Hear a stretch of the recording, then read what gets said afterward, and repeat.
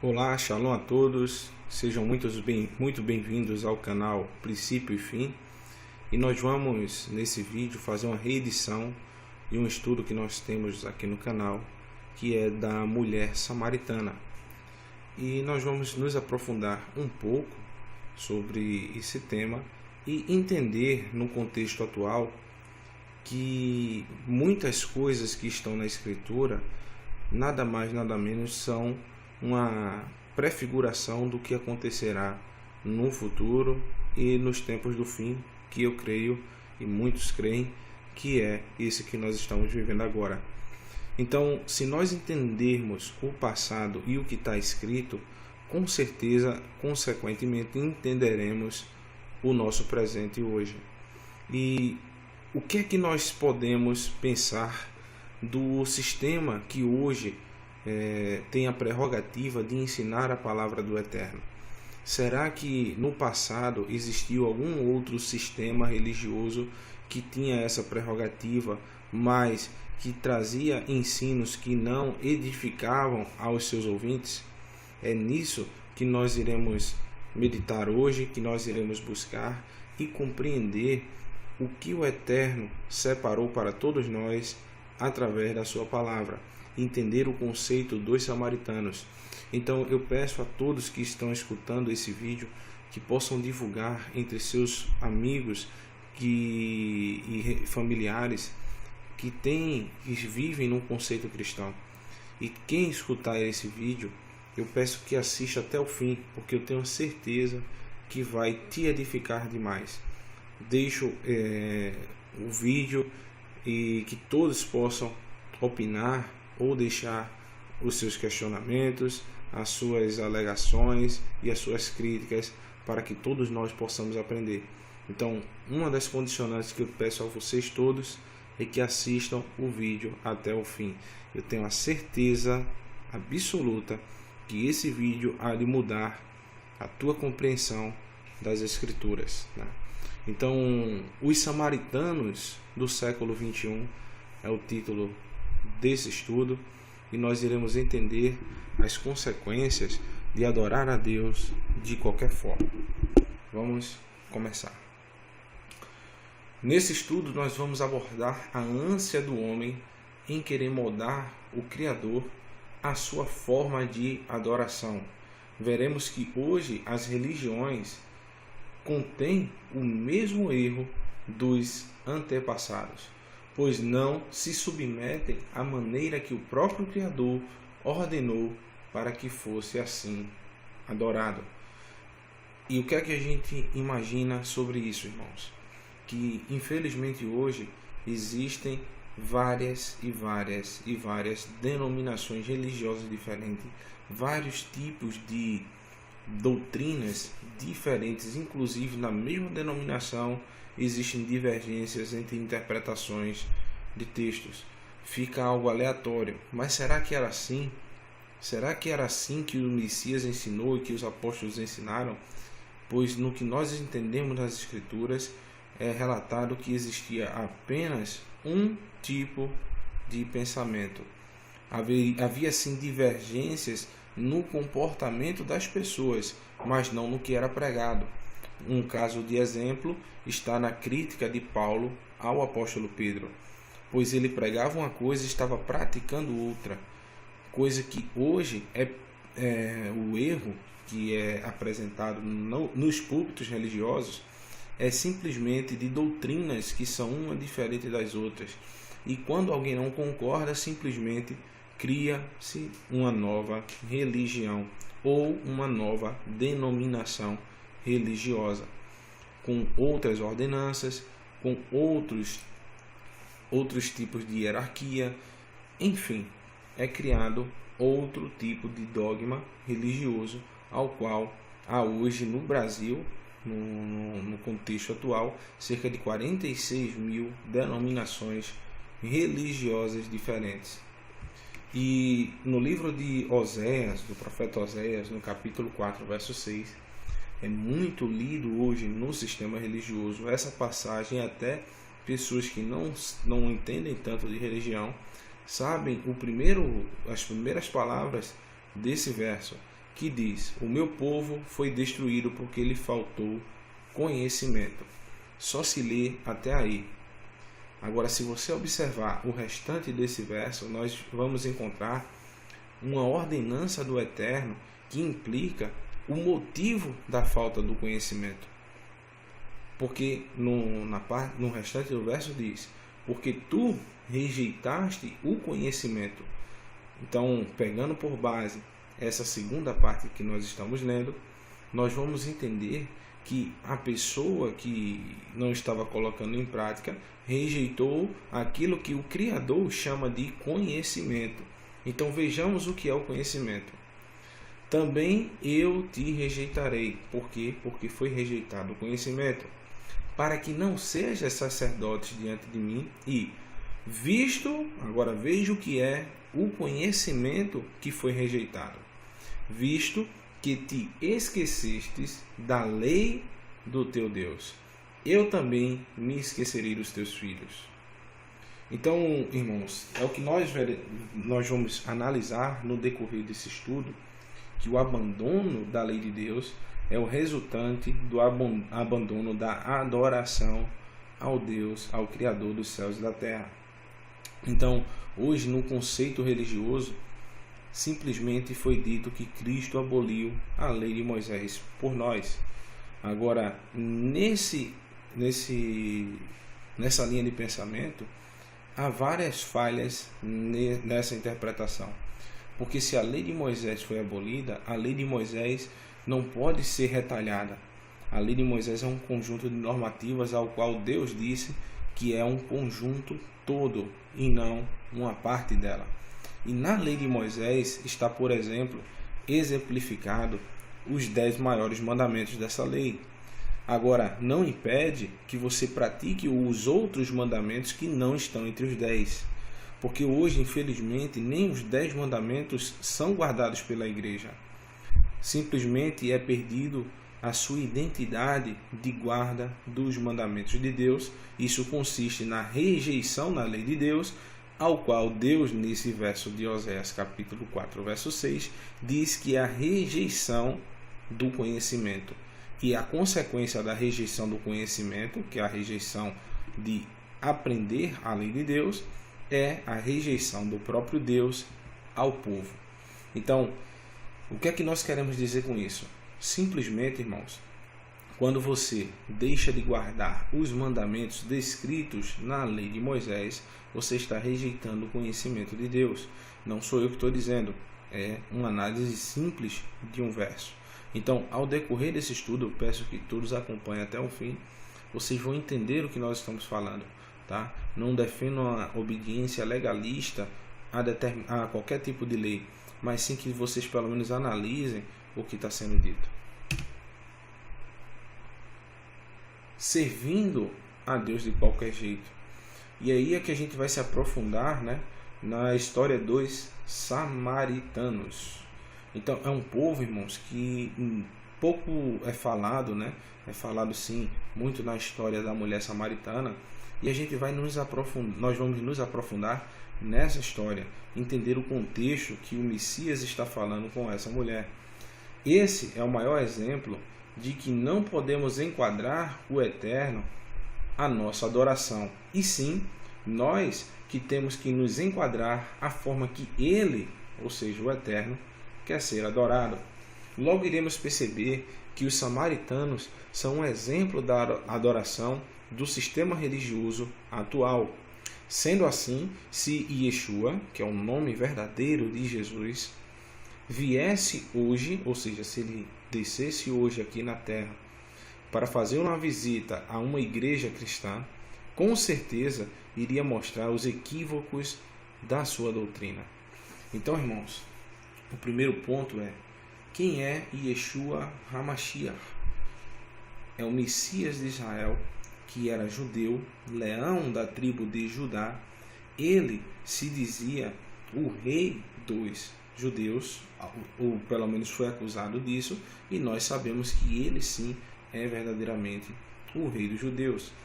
Ele simplesmente, vocês vão observar nessa conversa, nesse diálogo com a mulher samaritana, ele se coloca como judeu. Então, se vocês imaginarem, transportarem, parece ser uma dura crítica ao sistema religioso, mas se vocês entenderem que sim, o sistema religioso hoje tem a mesma ideologia que foi criticada por Yeshua, a mulher samaritana, que era a falta de conhecimento do seu Deus, eles também vão entender que se Yeshua viesse aqui à Terra hoje, ele criticaria a religião cristã atual. Então nós vamos começar a entender quem são os samaritanos. E nós vamos ler todo o texto, uma boa parte do texto, do livro de João, capítulo 4, que começa dizendo no seu diálogo com a mulher samaritana. Disse-lhe, pois, a mulher samaritana: como tu sendo judeu, ou seja, ela já relata que Yeshua, pelas suas vestes, pela sua forma de falar, ela identificou que Yeshua era um judeu. Me pedes de beber a mim, que sou mulher samaritana? Então, veja o que está entre parênteses, porque os judeus não se comunicam com os samaritanos. Então, isso já foi tema de um estudo que nós fizemos aqui nesse canal, que o motivo que os judeus não se comunicavam com os samaritanos é porque no conjunto de leis de homens, e não as leis descritas a Moisés, os homens começaram a criar vários e vários mandamentos, e para que o povo não se enquadrasse, que o povo não se assimilasse à idolatria que os samaritanos praticavam, simplesmente os sábios judeus criaram um mandamento que dizia que um judeu não poderia nem falar com um samaritano. Então, Yeshua, ao passar por essa mulher, ele não apoia esse mandamento de homem e não o mandamento de Moisés, porque não existe esse mandamento na lei que Deus deu a Moisés. Então, Yeshua vem mostrar e quebrar os paradigmas da época ao demonstrar que as leis que hoje nós conhecemos como lei oral e que hoje foi compilado num livro chamado Talmud, ao qual é a lei que os judeus seguem, que é um conjunto de normativas dos sábios judeus para a interpretação da Torá, que é a lei de Moisés, que na verdade é uma constituição diferente, quase que diferente da Torá. É uma interpretação que os judeus dão acerca dos livros de Moisés, mas onde tem vários e vários mandamentos acrescentados à lei de Moisés. E um desses mandamentos acrescentados é de que os judeus não poderiam na época falar com um samaritano, não poderiam comer com um samaritano, nem muito menos conviver com um samaritano. Então Yeshua rechaça essa instituição humana e ele simplesmente quebra esse paradigma, por isso o espanto da mulher samaritana.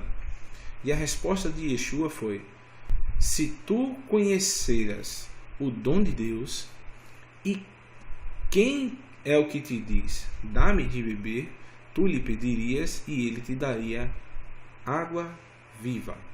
Então, nesse segundo verso, irmãos, fica bem notório que esse povo, o povo samaritano, algo que foi também instruído a essa mulher samaritana, ela não conhecia a Deus. Foi o que a gente leu no verso, no slide anterior, no livro de Oséias, capítulo 4, verso 6, que relata que simplesmente por rejeitar o conhecimento da lei de Deus, o povo seria rejeitado e não conheceriam a Deus. Então, Yeshua diz que a condicionante é: se essa mulher, se tu conheceras o dom de Deus, como ela não conhecia, ou seja, o que é que está escrito na lei de Deus? Simplesmente o Messias Yeshua, porque certa vez o Messias diz que se o povo se o povo entendessem a Moisés, entenderiam a ele. Então, aqui fica claro que o Messias também diz que se ela conhecesse que ele era o Messias, conhecesse o dom de Deus, conhecesse a sua palavra, a sua lei, simplesmente ela identificaria que ele era o Messias e ela pediria a ele água viva. Agora, o que representa a água viva, irmãos? Segundo a própria lei de Deus e os profetas, inclusive lá no livro do profeta Jeremias, ou no capítulo 16 ou 17, relata que a palavra do Eterno são fontes de águas vivas. No livro do profeta Ezequiel, no capítulo 36, verso 25 ao 27, também diz que o povo seria lavado pela palavra de Deus. Então as águas vivas que dão vida, literalmente, são a palavra de Deus. Então o que é que Yeshua está dizendo nesse segundo verso? Que essa mulher não tem o conhecimento da palavra de Deus, certo? E no verso 11 diz: disse-lhe a mulher: Senhor, tu não tens com quem te atirar, e o poço é fundo, onde, pois, tens água viva? Então a mulher não identifica por não ter o Espírito do Eterno, por não entender nem compreender que as palavras que o Messias estava falando eram espirituais. E o questionamento segue dizendo: és tu maior do que o nosso pai Jacó, que nos deu o poço, bebendo ele próprio dele, e os seus filhos e o seu gado? Então, irmãos, Jacó, na sua passagem, em Gênesis, é relatado que Jacó, ao dormir lá no porto de Betseba, se eu não me engano, ele simplesmente, ao dormir, ele faz um altar para o Eterno, e posteriormente, quando ele volta da viagem que ele fez para a terra dos seus parentes, para assim conhecer a sua esposa, na sua volta, ele simplesmente tem a sua briga com o anjo do Eterno, e lá ele reside um pouco de tempo e faz esse poço. E posteriormente esse local foi utilizado pelo rei Jeroboão para fazer um altar pagão. Então é aí que a gente vai entender o contexto. Então, porque eu estou explicando antes, tá? Perdão, até que me faltou na memória o nome do local. Tá mais à frente, mas nós vamos entender direitinho. Mas o que é que eu estou frisando? Para que vocês se atentem a esses versos que nós estamos lendo, para que quando falarmos posteriormente vocês possam identificar toda a cena.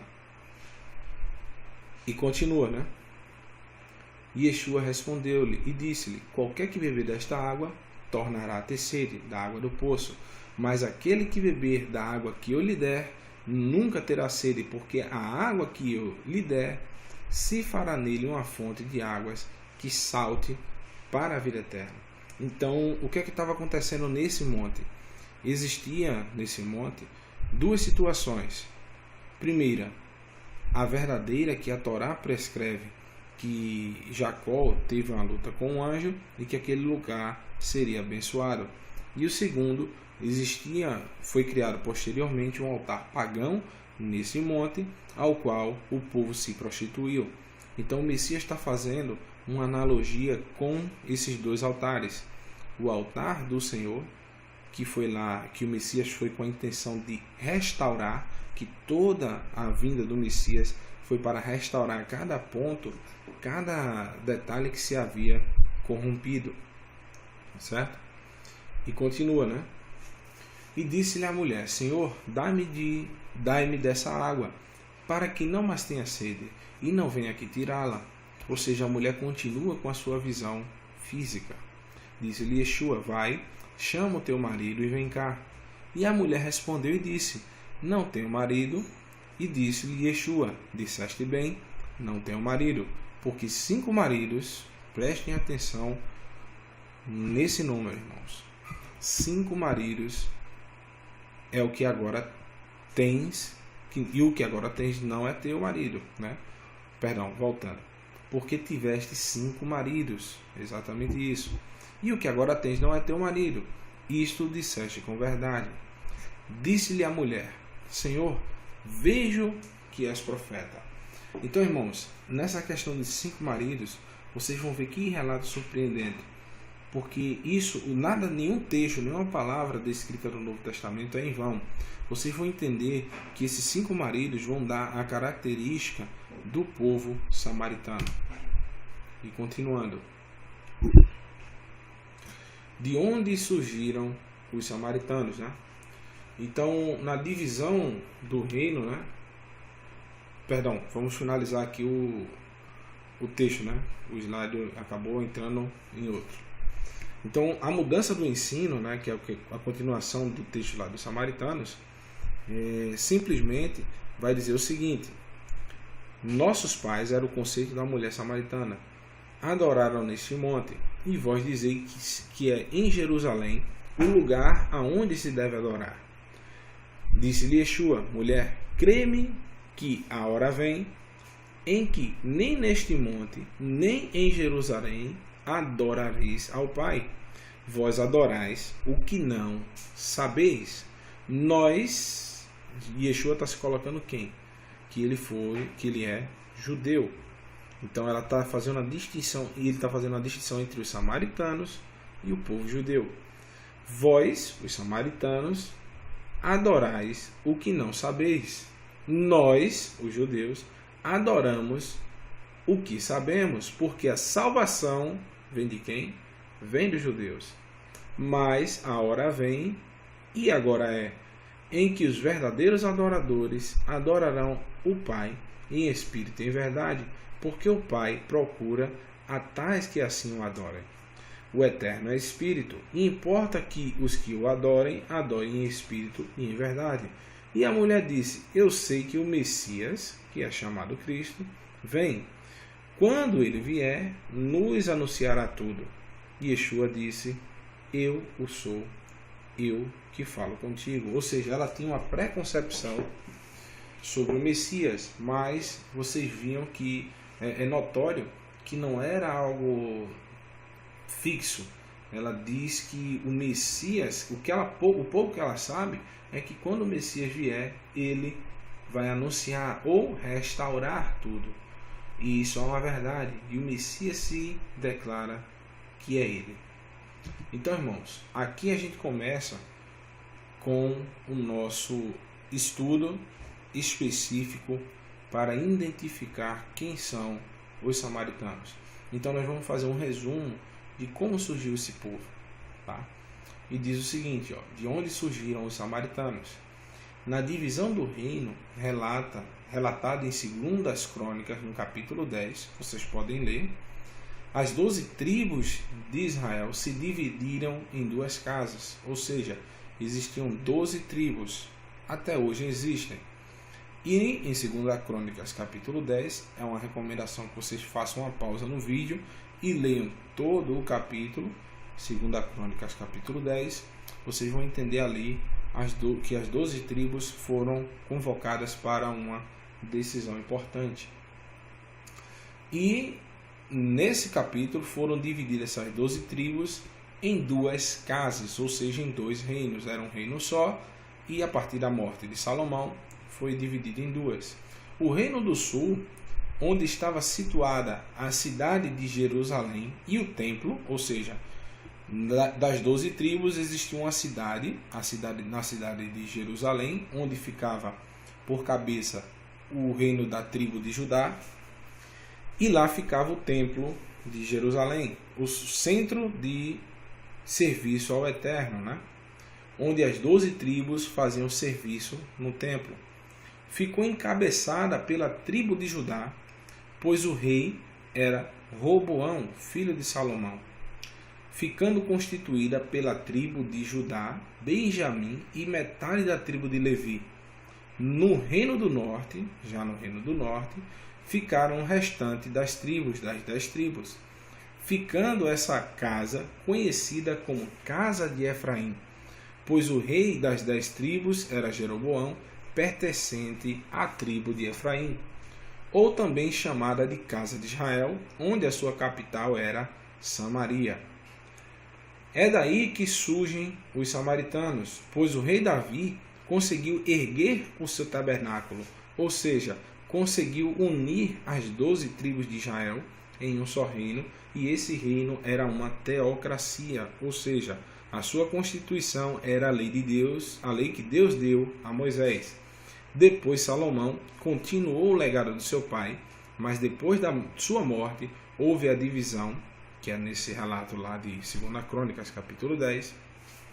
E a partir daí, o Reino do Norte começou a se rebelar contra essa teocracia, ou seja, contra a instrução que Deus deu a Moisés, alterando os mandamentos descritos na lei de Deus. Ou seja, os mandamentos que Deus disse que seriam inalteráveis, eles começaram a fazer mudanças. Por conta desse erro, houve a dispersão das tribos do norte da casa de Efraim, conhecida também como casa de Israel, é o que nós veremos abaixo. Então, como é que a gente vai entender, irmãos? Simplesmente, o reino das 12 tribos de Israel ficaram divididos em 2 reinos. No reino do sul, ficou conhecido como a casa de Judá, que era constituída pela casa de Judá, casa de Benjamim e metade dos levitas que faziam serviço no templo de Jerusalém. A outra metade dos levitas ficaram entre as tribos do norte, fazendo alguns serviços nas outras 10 tribos.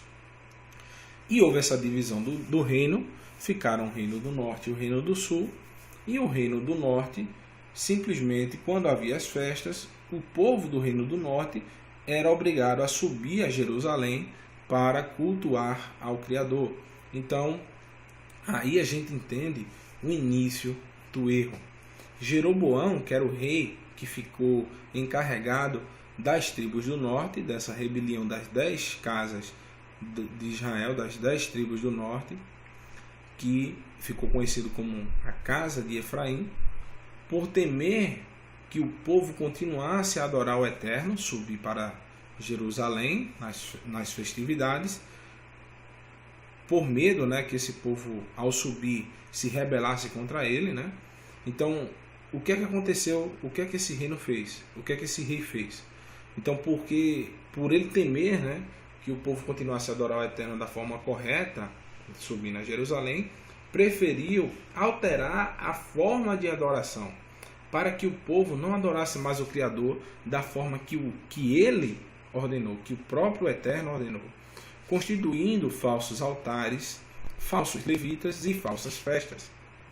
Isso nós vamos encontrar no livro de 1 Reis, no capítulo 12, verso 25 ao verso 33, que diz o seguinte: E Jeroboão edificou em Siquém, no monte de Efraim, e habitou ali.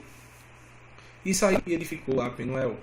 E disse Jeroboão no coração: Agora tornará o reino à casa de Davi. Ou seja, ele estava com medo que o rei verdadeiro, que era o rei Roboão, apesar do seu erro, que ele, por ser descendente de Salomão, o povo iria se rebelar contra ele, que estava no comando das 10 tribos do norte. E ele ficou com medo que o povo, pela adoração ao Eterno, por saber que quem deveria comandar era o rei Roboão, o povo simplesmente o matasse. E ele diz, Agora tornará o reino à casa de Davi, que é a casa do rei Roboão, do reino do sul, que é o rei da tribo de Judá, que é da casa de Davi. Se esse povo subir para fazer sacrifícios na casa do Senhor, no templo de Jerusalém, em Jerusalém, o coração desse povo se tornará a seu Senhor, que é o verdadeiro, a Roboão, rei de Judá, e me matarão e tornarão a Roboão, rei de Judá. Assim o rei tomou conselho e fez 2 bezerros de ouro e lhes disse: Muito trabalho vos será subir a Jerusalém. Vês aqui os teus deuses, ó Israel, que te fizeram subir da terra do Egito. E pôs um em Betel e colocou outro em Dan. E esse feito se tornou em pecado, pois o povo ia até Dan para adorar o bezerro. Também fez nos altos e constituiu sacerdote dos mais baixos do povo, que não eram dos filhos de Levi. Então, na lei de Deus, na Torá, na lei de Moisés, só era permitido os sacerdotes da tribo de Levi. E o que é que Roboão fez? Primeiramente, ele constituiu 2 altares. Só poderia ser feito o altar, que era o que estava pronto lá em Jerusalém. E só se poderia ter levitas da tribo de Levi. E os levitas da tribo de Levi jamais aceitariam fazer sacrifícios em outro local que não fosse em Jerusalém. Então ele constituiu 2 bezerros de ouro, colocou em 2 locais distintos e constituiu levitas falsos, levitas que não deveriam existir, que não eram levitas verdadeiros, para poder fazer sacrifícios nesses locais que não eram permitidos. E continuando, e fez Jeroboão uma festa no 8º mês. Só que a festa, irmãos, verdadeira, descrita na Torá, é no 7º mês, no 15º dia. E a festa que Roboão fez foi uma festa no 8º mês, no 15º dia do mês. Ou seja, ele alterou a festa com uma festa que se fazia em Judá. Ou seja, ele fez a festa um mês depois. E sacrificou no altar, semelhantemente fez em Betel, que é esse o local que Jacó subiu a primeira vez, né, e dormiu lá e fez um altar ao Eterno, onde o Eterno apareceu para ele. E quando ele estava voltando, o Eterno enviou seu anjo, onde ele teve uma luta com Abraão no mesmo local. Tanto que é esse monte que a mulher samaritana estava conversando com Yeshua. Sacrificando aos bezerros que fizera, também em Betel estabeleceu o sacerdote dos altos que fizera, e sacrificou no altar que fizera em Betel. Ou seja, é o que a mulher samaritana disse, que a adoração deveria ser lá nesse monte, no monte que Yeshua estava com ele, o monte em Betel, no 15º do 8º mês, que ele tinha imaginado no seu coração. Assim fez festa aos filhos de Israel e sacrificou no altar queimando incenso. Então, o que é que Jeroboão tinha? Ele tinha o conhecimento da Torá, sabia que em um dos locais que ele possuía, estava no seu território, existia um local importante onde um dos pais da congregação de Israel, que é o Jacó, o pai das 12 tribos de Israel, simplesmente existia um local chamado Betel, ao qual Jacó teve vários e vários momentos ali. Então ele pegou esse local e transformou isso num paganismo, numa idolatria, tendo posteriormente consequências gravíssimas. Então, quando você começa a entender que a adoração foi alterada pelo rei Jeroboão naquela localidade de Samaria, que tudo isso foi feito com o fim e a intenção de como é que eu posso dizer, maquiar a adoração do Eterno, sabemos que isso não iria dar certo.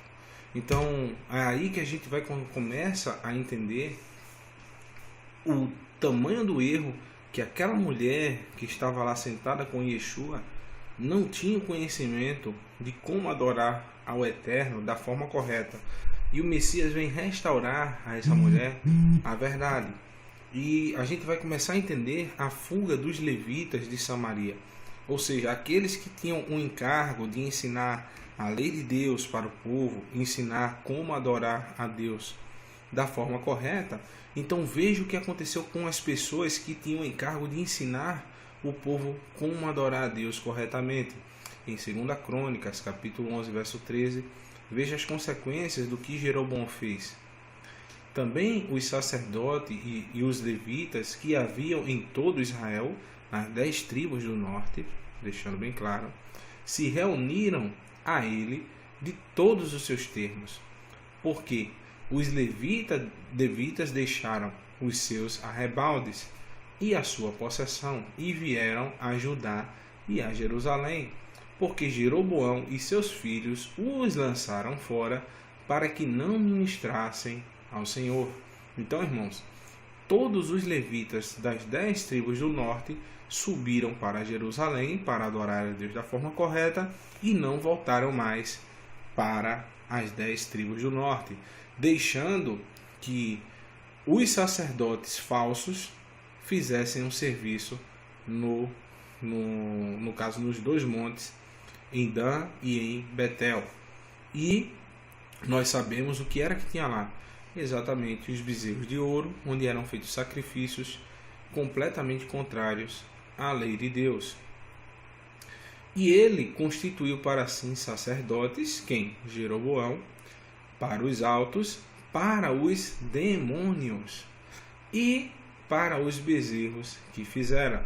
Depois desses também, de todas as tribos de Israel, os que deram o seu coração a buscarem ao Senhor de Israel, vieram a Jerusalém para oferecer sacrifícios ao Senhor Deus de seus pais. Ou seja, todos aqueles que não concordavam com aquilo subiam para Jerusalém em vez de compactuar com aquela falsa adoração.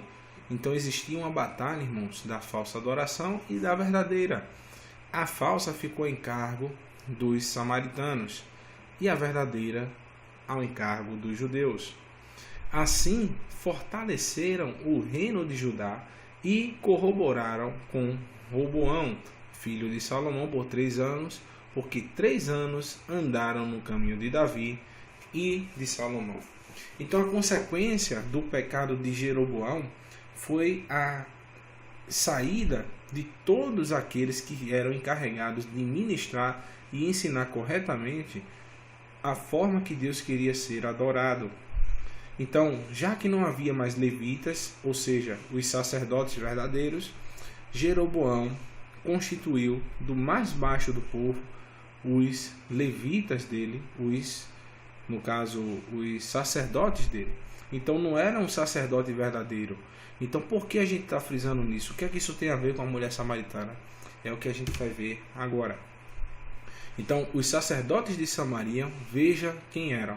Em 2 Crônicas, capítulo 13, verso 9 e 10, diz: Não lançaste vós fora os sacerdotes do Senhor, os filhos de Arão, os levitas, e não fizeste para vós sacerdotes como os povos de outras terras?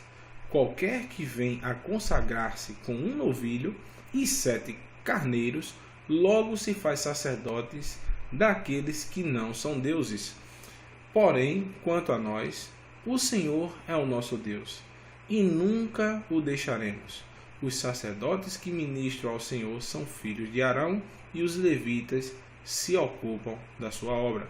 Então o Eterno enviou um profeta até Jeroboão, que anunciou essas palavras, mostrando a Jeroboão o seu erro, que ele simplesmente estava constituindo sacerdotes que jamais poderiam ser sacerdotes, porque os verdadeiros sacerdotes deveriam ser da tribo de Levi.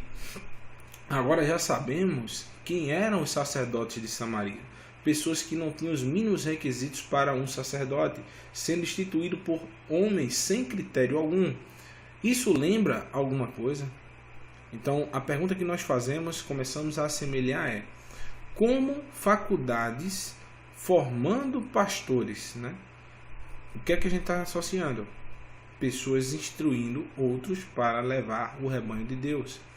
Então a gente assemelha essa mesma instituição de Jeroboão fazer qualquer um sacerdote para ministrar a palavra de Deus, é como uma faculdade formando pastores, homens cometendo pecados e pregando a palavra nos púlpitos. Então hoje, irmãos, o conceito samaritano está acontecendo no sistema cristão. Hoje qualquer pessoa se forma na faculdade de teologia e vai virar pastor, mesmo sem ter critério algum, mesmo sem ser eleito verdadeiramente pela palavra de Deus. Então isso é a mesma coisa, irmãos, da instituição do sacerdote samaritano. Então a dispersão de Israel aconteceu, irmãos, justamente por conta dessa idolatria, desse paganismo, das 10 tribos do norte, nas 10 tribos perdidas. Então fica claro os motivos da dispersão daqueles aos quais o Messias chamou de ovelhas perdidas da casa de Israel. As consequências desse pecado existem até hoje. Por conta desse pecado, o povo do Eterno foi disperso entre as nações, e a função do Messias e dos apóstolos é de tornar a trazer o filho pródigo, que vendeu os seus bens, no caso, a palavra de Deus, que é a lei e os profetas, e agora está retornando a sentir o desejo de obedecer a Torá, a lei de Moisés, a lei que Deus deu a Moisés. Então, esse é um movimento, irmãos, que está crescendo em todo mundo. Pessoas que começaram a estudar os escritos de Paulo, as contradições aparentes, e perceberam que Paulo não está falando da lei de Moisés quando ele fala mal.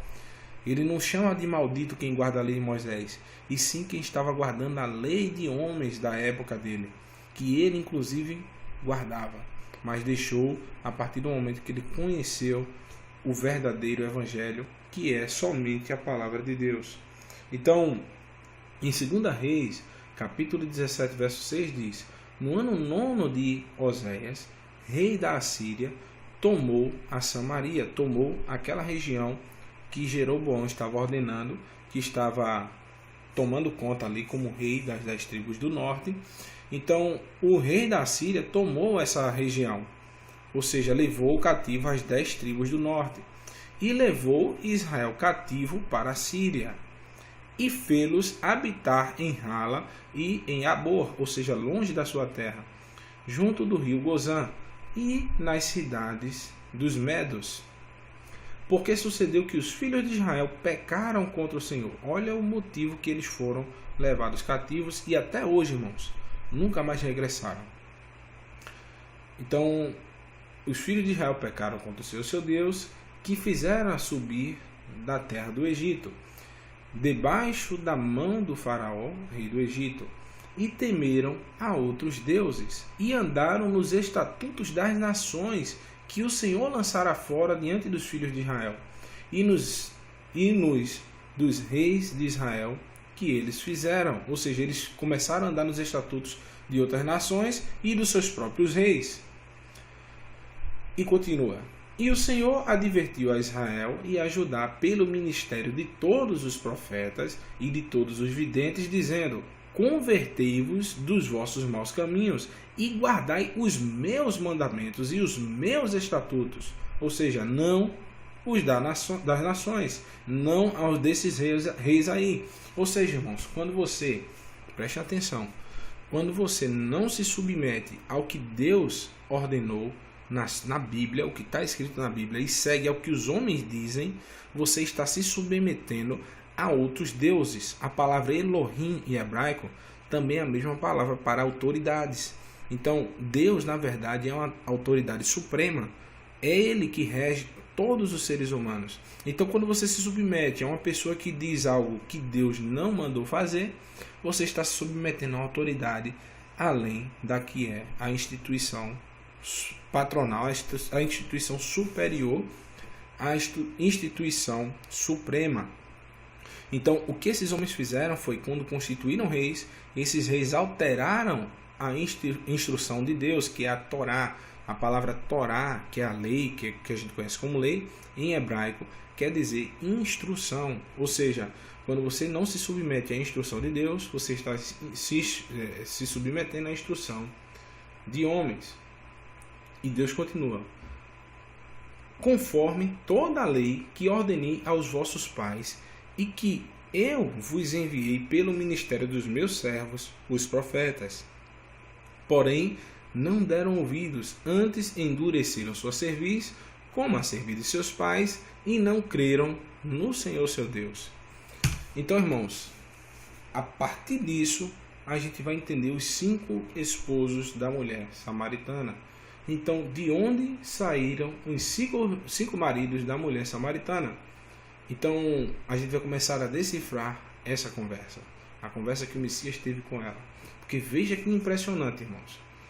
Em 2 Reis, capítulo 17, verso 24, diz o seguinte: depois que o rei da Síria levou todo o povo de Israel cativo para as cidades que eles foram enviados, né?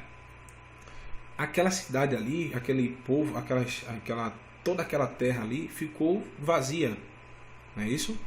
Porque eles foram levados cativo e ficou vazio. Então, o que é que o rei da Síria fez? Olha o que o rei da Síria fez, irmãos. E o rei da Síria trouxe gente conte aí, comece a contar, da cidade de Babilônia, 1, de Cuta, 2, de Ava, 3, de Ramate, 4, e de Sefarvaim, 5. Exatamente, irmãos. eles trouxeram 5 povos diferentes para habitar em Samaria. E fez habitar nas cidades de Samaria em lugar dos filhos de Israel. E eles tomaram a Samaria em herança e habitaram nas suas cidades. Ou seja, o rei da Síria enviou 5 povos diferentes para habitar em Samaria. Agora, a pergunta é: quantos maridos o Messias falou que a mulher samaritana tinha? Exatamente 5. Ou seja, 5 pessoas que foram lá e tomaram posse daquela região. Em 2 Reis continua, verso 25. E sucedeu que, no princípio da habitação ali, não temeram ao Senhor. E o Senhor mandou entre eles leões que mataram alguns deles. Por isso falaram ao rei da Síria, dizendo: a gente que transportaste e fizeste habitar na cidade de Samaria não sabe o costume do Deus da terra. Assim mandou leões entre ela. E eis que mataram, porquanto não sabe o culto do Deus da terra. Agora veja a atitude do rei da Assíria. Então o rei da Síria mandou dizer: levai um dos sacerdotes que transportaste de lá, e vá e habite lá, e ele lhes ensine o costume do Deus da terra. Veio, pois, um dos sacerdotes que transportaram de Samaria e habitou em Betel, e ali ensinou como deveriam temer ao Senhor. Então, irmãos, pelo que a gente viu aqui, vocês deviam estar até achando o estudo assim sem lógica. Porque a gente estava estudando quem eram os sacerdotes que estavam habitando em Samaria. Agora começa a fazer todo sentido. Ou seja, o povo foi transportado para uma cidade em cativeiro e foram enviados 5 povos diferentes para morar na cidade que o Eterno prometeu a Abraão, Isaque e Jacó. E esses 5 povos começaram a conviver com os remanescentes que estavam por ali. Só que eles não sabiam como adorar o Deus da terra. Então o rei da Síria envia sacerdotes que foram transportados para a Síria, ou seja, sacerdotes que eram lá de Samaria. Só que esses sacerdotes, irmãos, pelo que a gente está vendo aqui, eram os verdadeiros sacerdotes de Deus. Eles estavam fazendo aquilo que Deus queria. Veja que a pergunta que nós fazemos é: pelo que vimos até aqui, esses sacerdotes que foram levados cativos para a Síria, realmente temiam ao Eterno da forma correta? Eles eram levitas? Eles iriam ensinar aos novos moradores da região a forma correta de adorar ao Eterno? É evidente que não, irmãos, porque eles não eram sacerdotes. Eles eram falsos sacerdotes. E em 2 Reis, capítulo 17, verso 29 a 41, diz: porém, cada nação, olha a consequência do ensino desse falso sacerdote, que foi enviado do rei da Síria para ensinar o povo a adorar ao Eterno. Olha a consequência desse ensino. Porém, cada nação fez os seus deuses, e puseram nas casas dos altos que os samaritanos fizeram, cada nação nas cidades em que habitavam. E os da Babilônia fizeram Sucote e Benote, e os de Cuta fizeram Negal, e os de Ramate fizeram Azima, e os aveus fizeram Nibás e Tartaque, e os serfavitas queimaram seus filhos no fogo a Adrameleque e Anameleque, deuses dos Serfavaim. Então, por isso que Yeshua diz que a mulher tinha 5 maridos, porque esses povos tinham já os seus deuses. Eles não tinham o Eterno como seu marido. Então, essa é a analogia, irmãos, dos 5 maridos da mulher samaritana. E os aveus, continuando, também, preste atenção, também, além disso, temiam ao Eterno. Ou seja, eles tinham os seus deuses, mas também temiam ao Criador dos céus e da terra, algo que foi ensinado por esse falso levita, esse falso sacerdote. E dos mais baixos do povo fizeram sacerdotes dos lugares altos, ou seja, eles continuaram os costumes de Jeroboão, porque foram ensinados por um falso sacerdote. os quais lhes faziam o ministério nas casas dos lugares altos. Assim temiam ao Senhor, mas também serviam aos seus deuses, segundo o costume das nações, dentre as quais tinham sido transportados.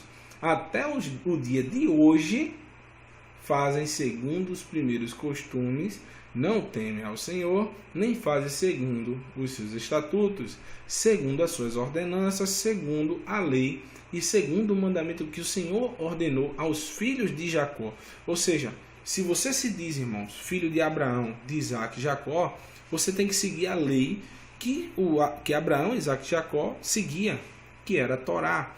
Muitos vão dizer, mas a Torá foi dada por Moisés. Exato, irmãos. Mas quem disse a você que a Torá não existia antes de Moisés?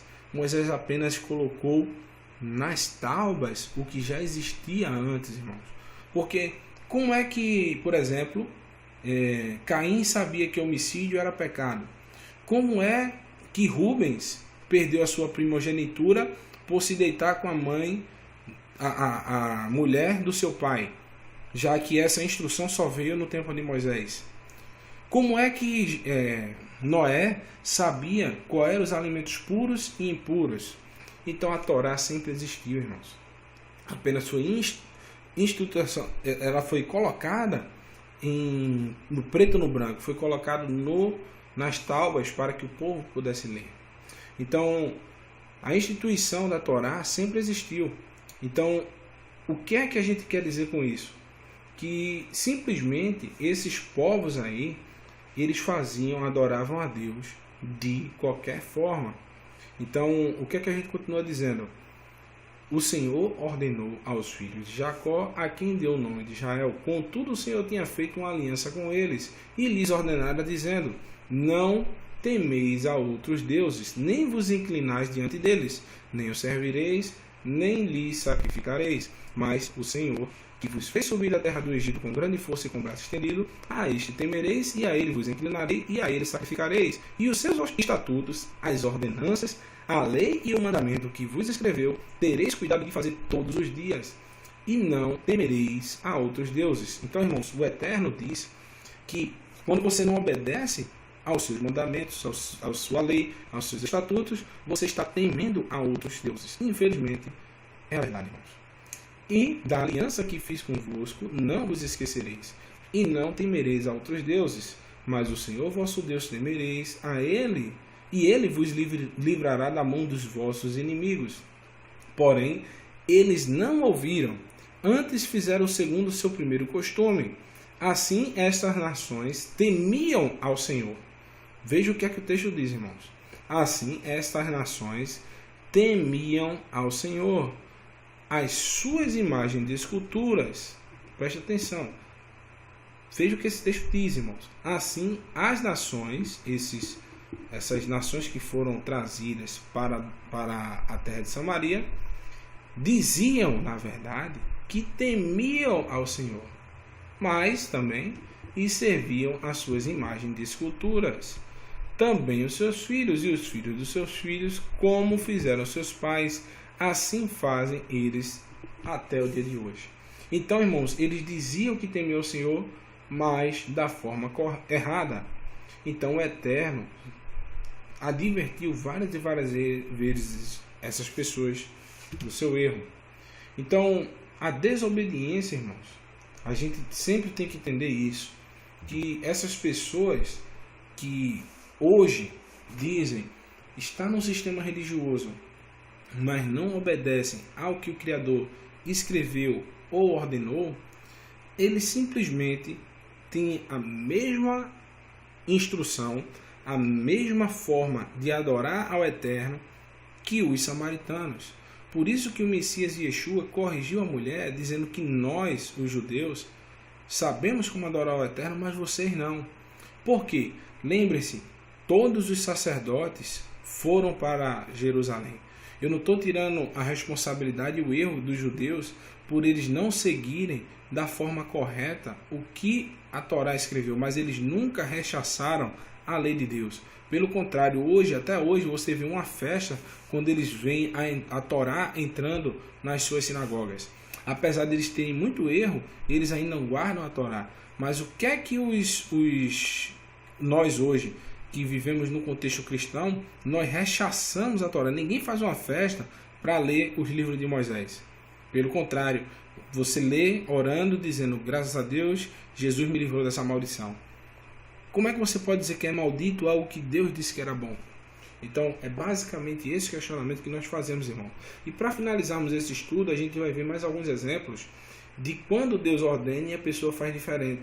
Olha as consequências. Às vezes é só um pequeno detalhe. A desobediência gera consequências. No livro de Números, veremos que, após o Eterno dizer que, por falta de credulidade nele, aquela geração não poderia passar para a terra prometida. O povo achou que o Eterno estaria com eles, na verdade, né? E subiram para atacar os inimigos, achando que o Criador iria interceder. Mas, na verdade, se deram muito mal. Números 14, verso 40 a 45 diz: E levantaram-se pela manhã de madrugada e subiram ao cume do monte, dizendo, Eis-nos aqui, e subiremos ao lugar que o Senhor tem falado, porquanto havemos pecado. Ou seja, o povo já tinha rechaçado os espias, queriam até matar os espias que foram fiéis ao Eterno, mas depois do decreto que Moisés e Arão disseram ao povo que por causa dessa incredulidade eles não herdariam mais a terra prometida e que eles deveriam dar meia volta, o povo achou que o Eterno teria misericórdia e iria se arrepender desse decreto, e mesmo assim resolveram subir e atacar aquele povo. E Moisés disse, por que transgredis o mandado do Senhor? Por isso não prosperará. Não subais, pois o Senhor não estará no meio de vós, para que não sejas feridos diante dos vossos inimigos. Porque os amalequitas e os cananeus estão ali diante de vossa face, e caireis a espada. Pois, porquanto vos desviastes do Senhor, o Senhor não estará convosco. Contudo, veja a desobediência. Temerariamente tentaram subir ao cume do monte, mas a arca da aliança do Senhor e Moisés não se apartaram do meio do arraial. Então desceram os amalequitas e os cananeus que habitavam na montanha e os feriram, derrotando até Ormá. Então, irmãos, a consequência de não aceitar um decreto de Deus é simplesmente a morte. E quase tudo certo, só faltou um detalhe. Então, às vezes a gente diz, mas eu faço quase tudo que Deus quer. Só tem algumas coisas que eu não sigo, tudo bem. Mas o que é que a gente estava até... Eu estava até conversando ontem com uma pessoa que eu quero muito bem. Que se você tem no seu coração que não precisa fazer algo que Deus ordenou, você está em sérios problemas. Então, vemos aqui o rei de Israel cumprir quase todas as ordens do Eterno, mas só faltou um detalhe. Esse detalhe era com uma excelente intenção, ou seja, você mesmo quando você rechaça a palavra do Eterno para fazer algo bom, veja o que é que o Eterno acha disso. Essa excelente intenção era agradar ao Criador, mas esse agrado não surtiu o efeito desejado. Em 1 Samuel capítulo 15, verso 1 até o verso 23, a gente vai entender o seguinte. Então disse Samuel a Saul, enviou-me o Senhor, para ungir-te rei sobre o seu povo, sobre Israel. Ouve, pois, agora a voz das palavras do Senhor. Assim diz o Senhor dos Exércitos. Eu me recordei do que fez Amaleque a Israel, como se lhe opôs no caminho, quando subiu do Egito. Vai, pois, agora e fere Amaleque. E destrói totalmente, preste atenção no detalhe aqui, destrói totalmente a tudo que tiver, e não lhe perdoes, porém matarás desde o homem até a mulher, desde o menino até aos de peito, desde os bois até as ovelhas, desde os camelos até os jumentos. E tomou vivo, aí Samuel subiu, fez quase tudo que o Eterno mandou, mas o que é que ele fez? E tomou vivo Agag, o rei dos amalequitas. Porém, a todo o povo destruiu a fio de espada, ou seja, ele fez quase tudo certo.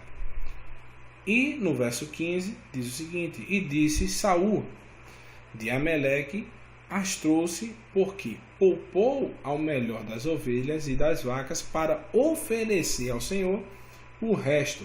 Porém, temos destruído totalmente. Então, o Eterno mandou destruir a tudo, irmãos.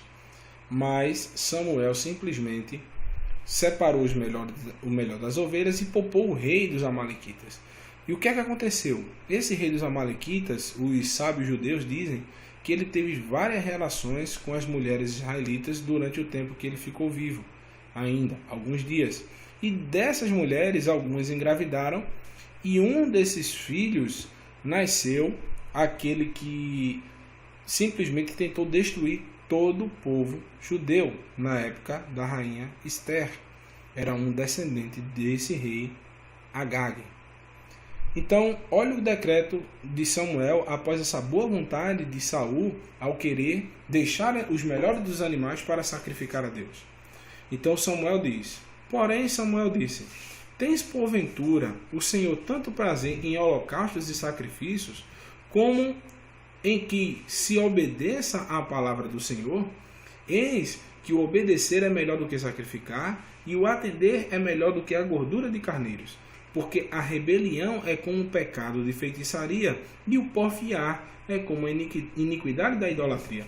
Porquanto tu rejeitaste a palavra do Senhor, ele também rejeitou a ti, para que não seja mais rei. Então, aqui a gente vê, irmãos, a consequência de querer fazer o bem com algo que Deus não quer. De você simplesmente dizer que está fazendo certo quando você está fazendo errado. Que tem uma boa intenção, que o importante é amar a Deus. Na verdade, para Deus, irmão, Deus é radical. Ele não é como o sistema religioso moldou ele.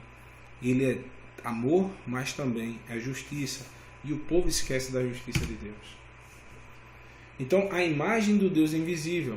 Então, olha aqui outro exemplo de que o povo queria fazer algo bom, mas, na verdade, era ruim, e o Eterno foi contra a ideia. Então, em Êxodo 32, verso 1, diz o seguinte, vocês vão se atentar aos detalhes desse texto.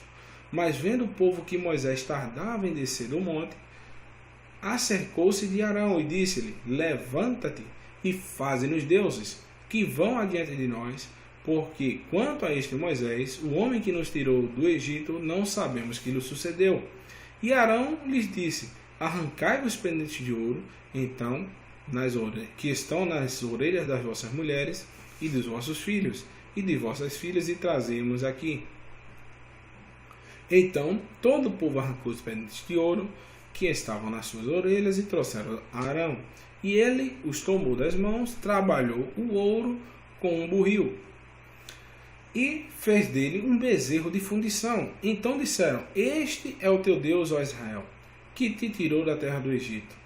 E Arão, vendo isso, edificou um altar diante dele e apregoou Arão e disse: amanhã é festa ao Senhor. Yud-He, Vav-He, é essa palavra Senhor que está aí. Então, irmãos, muitos veem esse texto aqui e não tomam para si, para entender o verdadeiro significado desse texto. Arão e os israelitas, eles não estavam querendo fazer uma festa para outro Deus, senão aquele que o tirou da terra do Egito, Yud-He, Vav-He. Agora, o que é que eles fizeram? Eles tentaram assimilar o culto pagão das nações ao seu culto. Eles sabiam que no Egito, para cada tipo de Deus, existia uma imagem. Então, eles resolveram fazer uma imagem daquilo que para eles representava Deus. Por exemplo, Moisés, quando escrevia Deus em hebraico, Elohim, ele utilizava El. E a palavra El começa com a letra, em hebraico pictográfico, que simplesmente tem a cabeça de touro, que é o Aleph. Então, se você observa lá a imagem pictográfica da palavra Deus, se inicia com a cabeça de touro. Então, os israelitas sabiam que esse touro, essa cabecinha do desenho do touro, representa a força, algo que era indomável. Então, Deus para os israelitas seria um touro. Então eles fizeram a imagem de fundição de um touro para dizer que o Deus dele era um touro chamado Yud-He, Vav-He, que nós conhecemos como o nosso Eterno e que tem o semblante, que foi traduzida a palavra Yud-He, Vav-He, que é conhecida como Yahweh, como Senhor. Então, o que é que os israelitas estavam fazendo? Trazendo a imagem do Deus que tirou da terra do Egito e fazendo aquilo que eles achavam que Deus poderia ser, e fizeram um bezerro de ouro. Então, o bezerro de ouro, irmão, está incutido não a idolatria dos israelitas, mas sim uma desobediência a que Deus não teria imagem. Então, o que o Eterno quer nos mostrar com isso aí? Que nós muitas vezes estamos dando imagens e fazendo coisas para agradar a Deus, mas que Deus não se agrada. Deus só se agrada daquilo que está escrito. E o exemplo claro, quando mostra que o povo queria adorar o Eterno, mas o assemelhando a deuses da sua antiga nação, ou seja, a intenção do povo era boa, fazer a imagem do Eterno para que houvesse uma representação sua no meio do povo. Mas a pergunta é, será que o Altíssimo se agradou dessa ideia? Moisés também. Então, depois que o povo saiu de mais de 400 anos de escravidão, em sua mente nada funcionava, na verdade, sem uma pancada. Então o povo murmurou contra o Eterno e contra Moisés por falta de água. Logo o Eterno ordena que Moisés dê de beber ao povo, mas de uma forma inusitada. Ou seja, mostra ao povo algo que eles já estavam acostumados. Por que isso, irmãos? Em Êxodo, capítulo 17, verso 4 ao 6, diz: E clamou Moisés ao Senhor, dizendo: Que farei a este povo? Daqui a pouco me apedrejará. Então o Senhor disse a Moisés: Passa diante do povo, toma contigo alguns dos anciões de Israel, e toma na tua mão a tua vara, que feriste o rio, e vai. Eis que eu estarei ali, diante de ti sobre a rocha, em Horebe, e tu ferirás a rocha, e dela sairão águas, e o povo beberá. E Moisés assim o fez diante dos olhos dos anciões de Israel. Agora preste atenção nessa palavra aqui, irmãos. E tu ferirás a rocha. Ou seja, assim que o povo saiu do Egito, o Eterno mandou Moisés pegar a vara e bater na rocha, para que saísse dela água. Então o Eterno estava mostrando que a descontaminação não seria imediata, seria aos poucos. E o povo iria aprender a trabalhar sem pancada e sim por amor. É o que nós veremos. Então, da mesma forma, irmãos, que você hoje, pela misericórdia do Eterno, está entendendo que os mandamentos são reais e você deve, sim, guardar os mandamentos do Eterno, não vai ser ao escutar que você vai começar a obedecer. Vai ser na pancada, irmãos. Aos poucos você vai apanhando e vai chegando um tempo que o Eterno não vai trabalhar mais com você com pancada. O Eterno vai falar e você vai obedecer. Isso é uma representação de logo quando você está saindo do Egito, você ainda vai aprender os mandamentos do Eterno com pancada. E depois o Eterno vai fazer isso que foi dito a Moisés, mas infelizmente Moisés não se adequou a essa ordenança do Eterno. Porque veja, o descontrole tem consequências. E em Números capítulo 20, já quase 40 anos depois, o Eterno toma outra atitude com o povo, ou seja, o povo já estava demasiadamente conhecido das Escrituras, daquilo que era a vontade do Eterno. Então, veja a atitude de Moisés. E em Números capítulo 20, verso 8, o povo estava murmurando novamente contra Moisés e contra o Eterno, e a consequência é essa.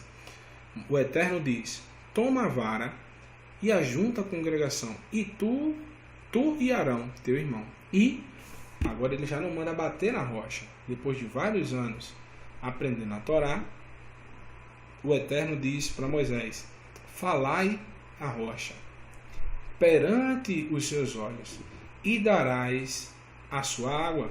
Assim lhe tirarás a água da rocha, e darás de beber à congregação e aos seus animais. Ou seja, o Eterno mandou Moisés, irmãos, falar a rocha. Ele não mandou mais bater na rocha, porque o povo já estava desinfectado daquela doutrina de bater para ter resultado.